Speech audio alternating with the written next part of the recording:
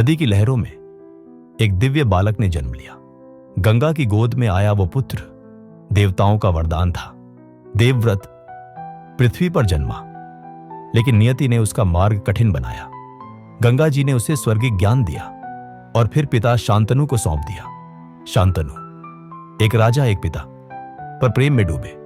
उनकी चाहत थी सत्यवती, लेकिन सत्यवती के पिता की एक शर्त थी, उसकी संतान ही सिंहासन पर बैठे।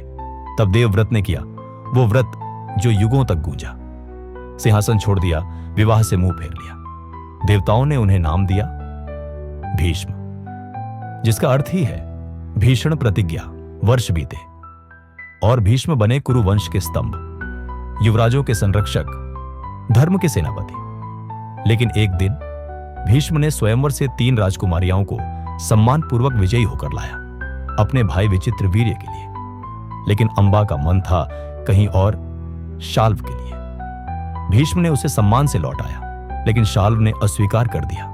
तुम किसी और की हुई हो, उसने कहा। अंबा टूटी, अकेली, अपमानित। उसने भीष्म से न्याय मांगा, लेकिन व्रत से बंधे भीष्म कुछ नहीं कर सके। अंबा का हृदय जल उठा।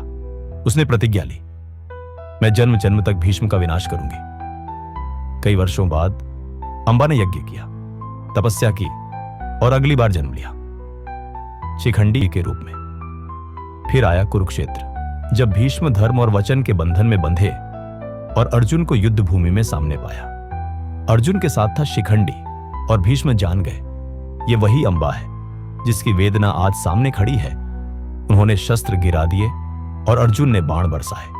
भीष्म गिर पड़े बाणों की शैया पर। तभी आए श्री कृष्ण विष्णु स्वरूप में धर्म के रक्षक बनकर। भीष्म मुस्कुराए, उनकी आंखों में था संतोष। उन्होंने धर्म को जीतते देखा और तब खून उतर आया सूर्य का रथ।